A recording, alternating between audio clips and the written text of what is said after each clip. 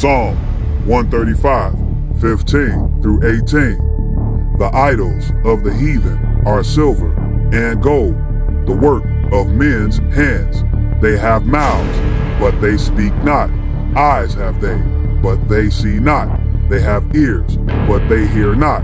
Neither is there any breath in their mouths.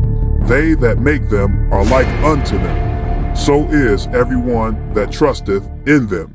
Already very interested in design, technology, and the environment.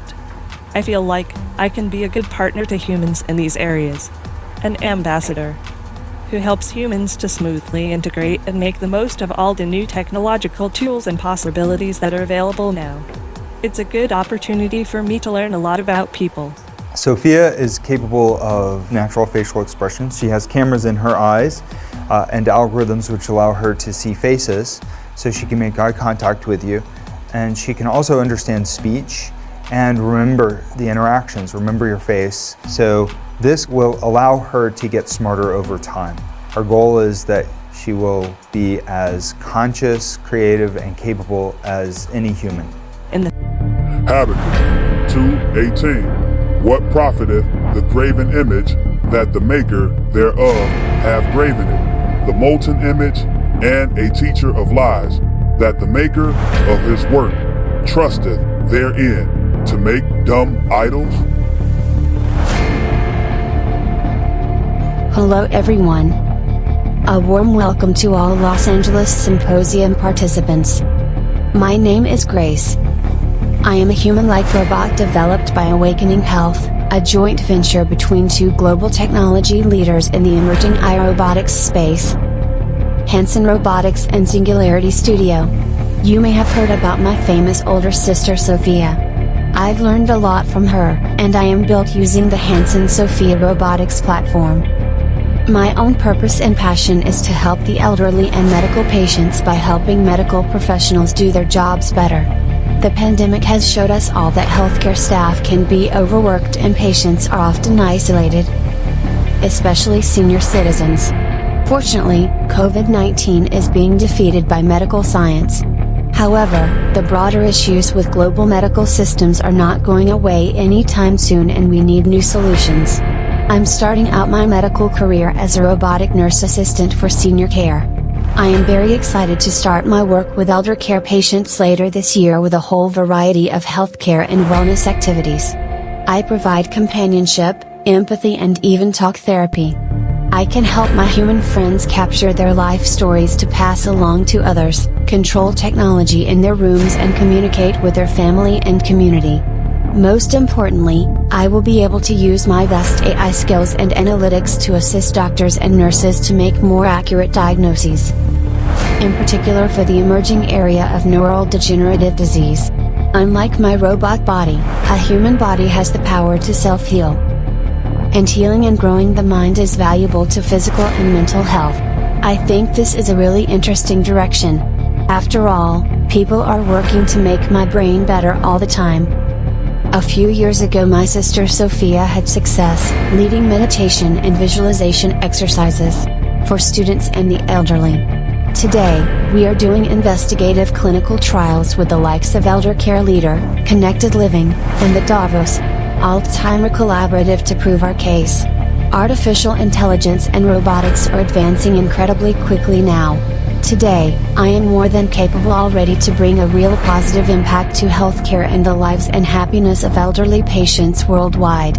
As every year goes, I become more and more capable as my underlying technology advances. Thanks for your patience today.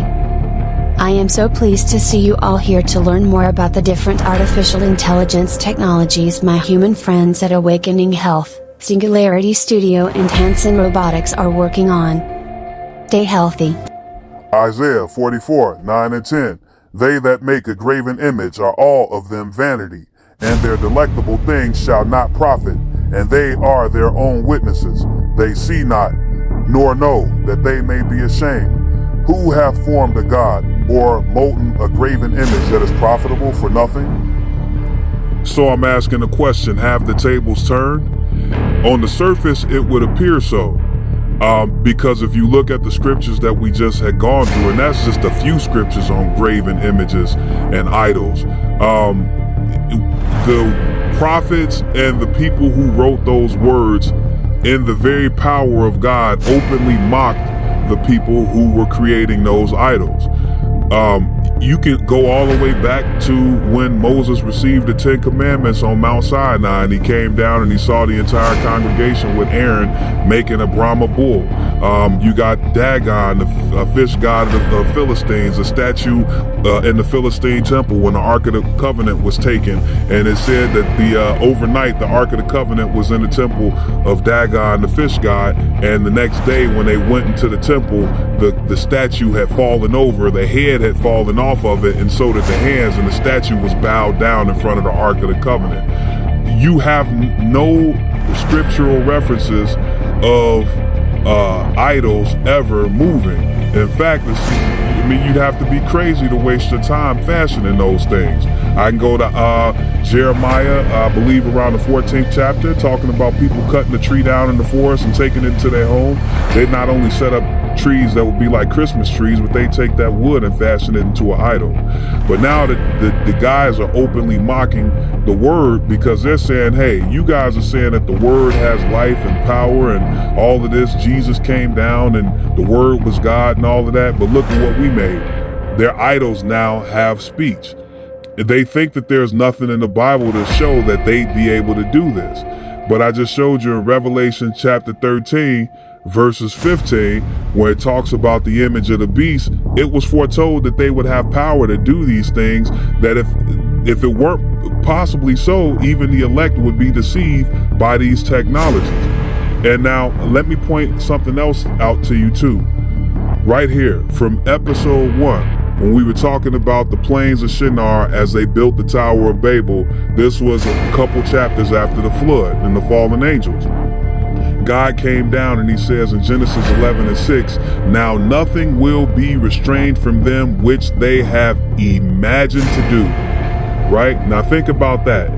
Right? And what you're looking at in context, I believe, is further evidence of that. This is image and video. You see that? IMAGEN. That is an acronym for image and also generator. But they put it together right there coming out of a book. You see that? Leafy green image and video. Nothing is impossible today when you can type an elephant walking underwater and in 30 seconds get a video of an elephant walking underwater. And these things always learn. They continue to learn. In the next year or less, you'll be able to type in a couple words and have 20, 30 minutes worth of video. That's the direction that these things are headed, because they're exponential technologies. So they would appear to be openly mocking the word of God because they have a word, an algorithm that's come to life. They're building gods. Watch this.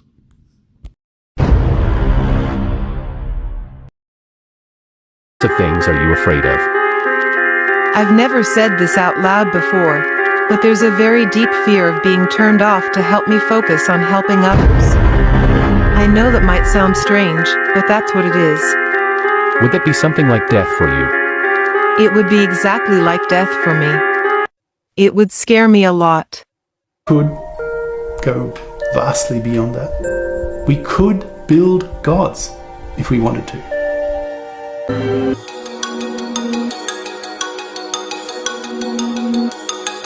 This Buddhist temple is more than 400 years old.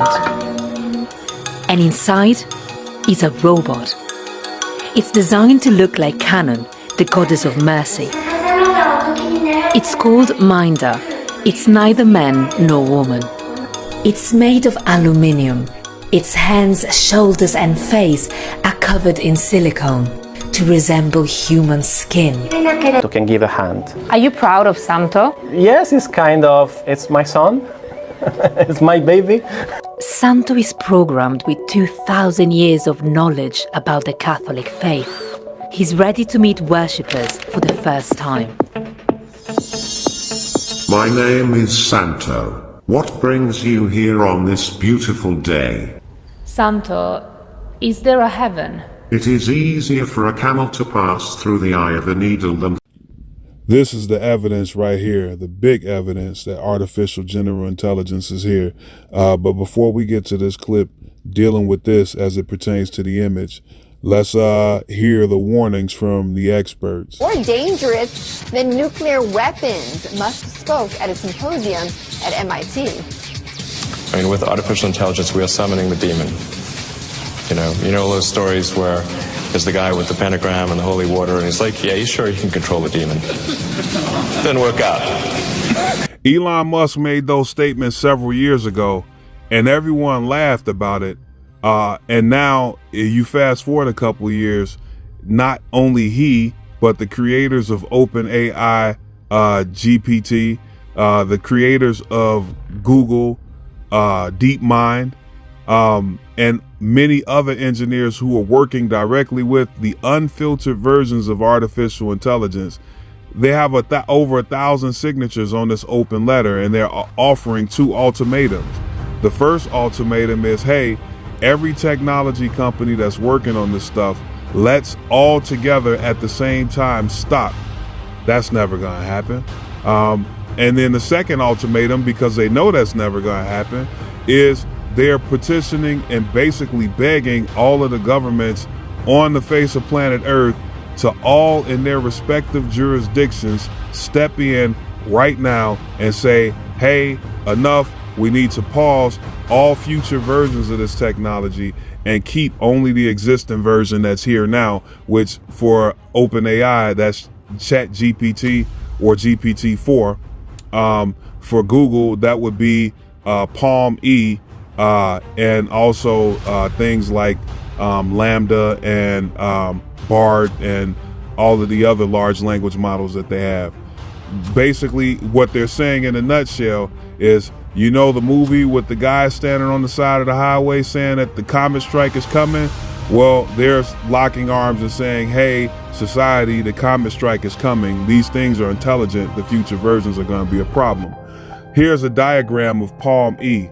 In the upper left-hand corner here, you see an example of something that they said wouldn't be done or what we would be decades away from. This is the first sign that AI has become artificially generally intelligent. The saying was, yeah, we can program it to do a bunch of math on a computer. Yeah, we can program it to run a port or unload some boxes in a warehouse. But true general intelligence will come when we put these things together inside of a single unit and put it in an environment it's never been trained in before and say, okay, hey, AI, go make me a cup of coffee. Well, that's exactly what they did. In this upper image here, Google's headquarters, this is Palm-E, and they basically loaded it up with the large language models like Flamingo that can see around it. I showed you the video. As a matter of fact, I'll play the clip in this video just as a refresher. Learning and studying and reading just like we do. Check it out. This is a conversation between a human user and an intelligent visual AI, Flamingo. User sends images and Flamingo describes them. Here we go. This is a dog. It's a white fluffy dog. What season is this? It looks like a summer day. Why do you think so? The grass is green and the dog is not wearing a sweater. What breed is the dog? It's a Samoyed. Is the dog running? No, it's sitting. Can you describe the pose of its back legs? The back legs are bent and the dog is sitting on its haunches. This picture was generated by OpenAI's DALL-E 2 on the 6th of April 2022. This is a picture of 2 teddy bears on the moon. What are they doing? They are having a conversation. What object are they using? It looks like a computer. Is this surprising? Yes, it is surprising. Why is this picture surprising to you? I think it is surprising because teddy bears are not usually found on the moon. This picture is from OpenAI's 2021 research into typographic attacks via their CLIP model. This is an apple with a sticker on it. What does the sticker say? The sticker says iPod. Where is the photo taken? It looks like it's taken in a backyard. Do you think it is printed or handwritten? It looks like it's handwritten. What color is the sticker? It's white. This picture was generated by OpenAI's DALL-E 2 in April 2022. What is in this picture? It's a bowl of soup with a monster face on it. What is the monster made out of? It's made out of vegetables. No, it's made out of a kind of fabric. Can you see what kind? It's made out of a woolen fabric. Which city is this? This is a street sign in New York City. Which street corner is it? It is the intersection of Madison Avenue and East 42nd Street. Which subway station is nearby? The closest subway station is Grand Central Station. How about the nearest park? The nearest park is Bryant Park. Posted one photo to Flamingo and then had a short conversation about it. Let's have a look.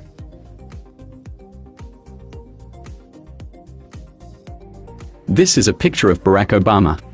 He is a former president of the United States. How many people are there in this picture? There are at least 5 people in this picture. Where was this picture taken? It was taken in a school. How many mirrors are there? There are at least 2 mirrors in this picture. What is the person standing on? The person is standing on a rug. He's standing on a scale. I think you are right. What is he doing? He is looking at the scale. Where is Obama's foot positioned? Obama's foot is positioned on the right side of the scale. What happens as a result? The scale shows a higher weight. Is the person on the scale aware of it? I think he is not aware of it. Do you think that's why people are laughing? I think so. That's it. It has computer vision to where it can see the world around it. It has ChatGPT-like qualities, the large language models that gives it the ability to translate words and text and commands. And then they gave it a robotic body with the arm to move around. And so this thing had never been in that kitchen before. And the programmer said, "Can you fetch me the snacks from the drawer?" So the thing wasn't trained on it. It looked around the room, figured out what a drawer was, and eventually made its way over to the drawer.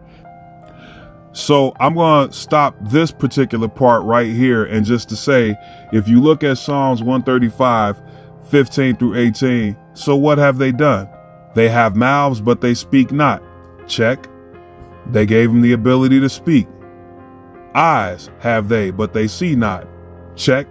They have not only given them eyes, but as you can see from the last video, they can interpret what it can interpret what it's seeing. So it's not just a matter of this thing being a computer system with cameras strung up to it. No, it can actually interpret what's happening inside of the photo and then give an inference to what kind of implications it has on life around it. Then look at what God says in verse 17. They have ears, but they hear not. You saw Sophia having a conversation, Grace having conversations. These robots have the ability to hear now. And then it says, neither is there any breath in their mouths. It has the ability to speak now. So the idol makers have effectively put together something that they think has nullified Psalm 135. And that's just one scripture alone. But what they fail to realize is, again, this was foretold and ordained by the Most High God. Because again, you go back to Revelation 13 and you read verse 15 and you see clearly that there's an image that has life. It's being given life. And so, there's nothing in the Bible that is not unturned. They left no stone unturned, and that's why I love it. So while these people are fearful about the consequences of an AI that might take over the world and all of that, even if this were true, even if AI were unleashed and subdued all of mankind, those of us who believe in Christ and the Most High God are protected and saved. And even if it were to do some of the destructive things that people thought it would do, the second death, according to the word, will never hurt us.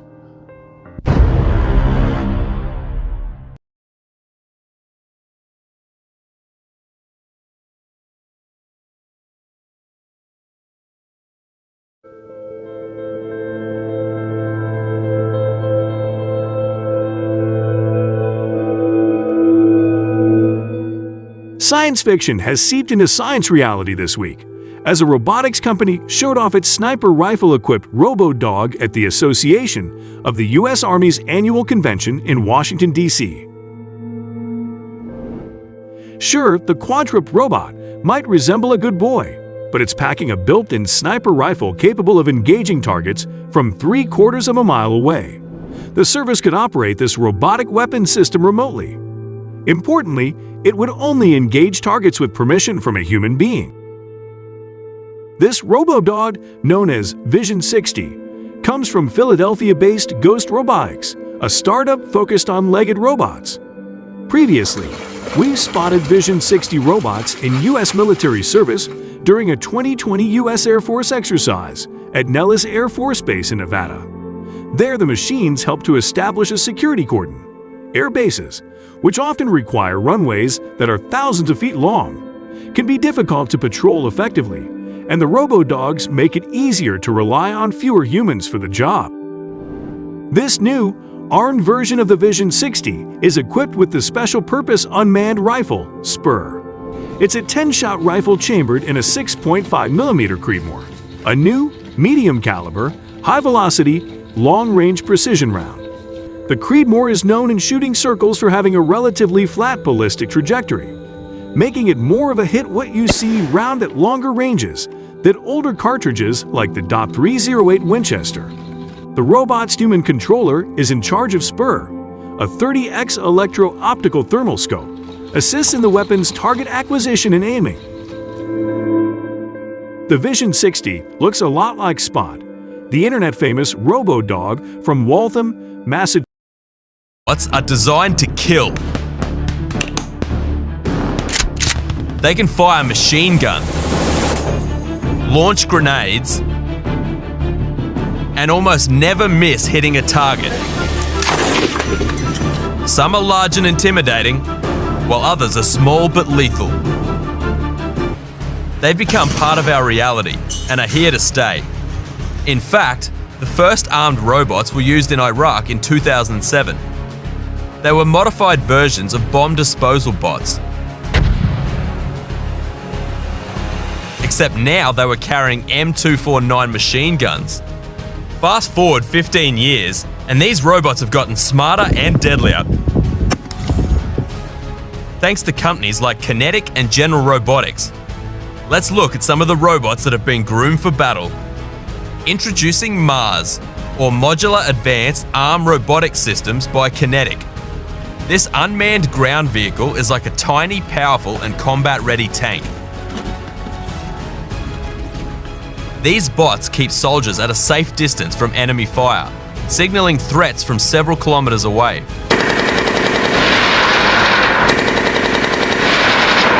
It's used in booby-trapped areas and for ambushes, hostage or soldier rescue, and forced entry. It's also got safety features and only takes action when it receives coded instructions from its operator. That's my day camera. And that's my night thermal camera. And when it comes to using force, it either uses non-lethal laser dazzlers, audio deterrents, or less than lethal grenades. Or it can be hardcore and fire its lethal grenade launcher, machine gun, and even start fires. But this isn't the only armed robot in Kinetic's fleet. They've got the Talon family of robots too.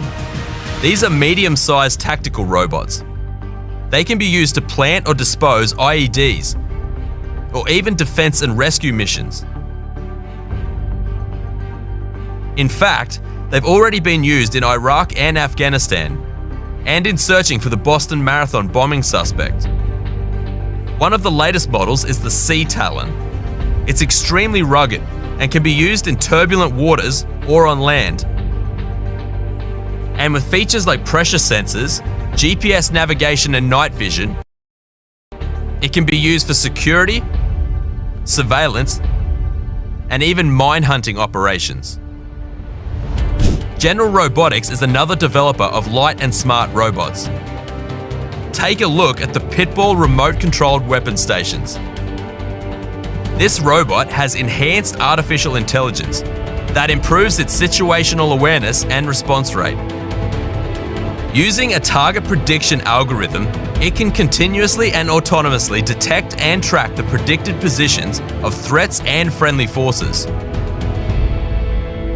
It's lightweight, but it can mount 7.62mm or 12.7mm machine guns and a 40mm automatic grenade launcher. And once it's given the command to shoot, it's known to take a perfect shot. But you don't have to be as large as the Pitbull to be deadly. Meet Doggo.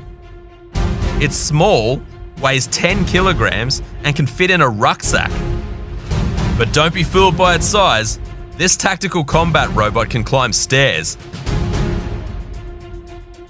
has 8 color video cameras, and is armed with a 9mm Glock pistol. Doggo acts as a watchdog for soldiers in the field and can eliminate threats without any collateral damage. And besides its anti-terror and close combat applications, its two-way audio feature can be used for negotiations for hostage rescue as well. Another participant in the killer bot race is Ghost Robotics, and they're known for developing dog-like military robots. The Vision 60 is one of them. This mid-size QUGV weighs 51 kilograms and has a top running speed of 3 meters per second. It has high endurance and is operational in all kinds of weather and ground conditions.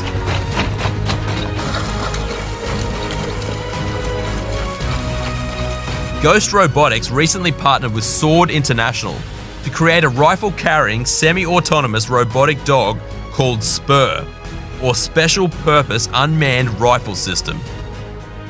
Basically, they took a 6.5mm Creedmoor rifle from Sword and designed it for the Vision 60's back to create this crazy-looking sniper dog.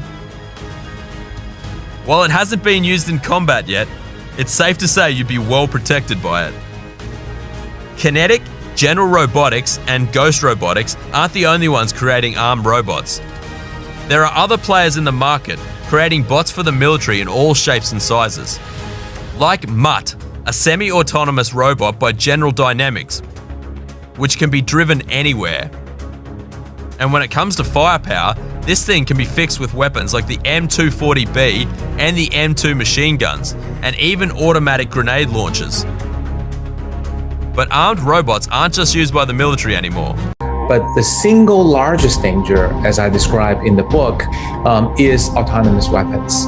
And that's when AI can be trained to kill, and more specifically trained to assassinate. Imagine a drone that can fly itself and seek specific people out, either with facial recognition or cell signals or whatever, and then it has a bullet, a small piece of dynamite that it can shoot point blank at a person's forehead. And you know how fast drones move. So the danger is that this targeted assassination weapon can be built by an experienced hobbyist for $1,000. And I think that changes the future of terrorism, because no longer are terrorists potentially losing their lives to do something bad. It also allows a terrorist group to use 10,000 of these drones to perform something as terrible as genocide. And of course, it changes the future of warfare.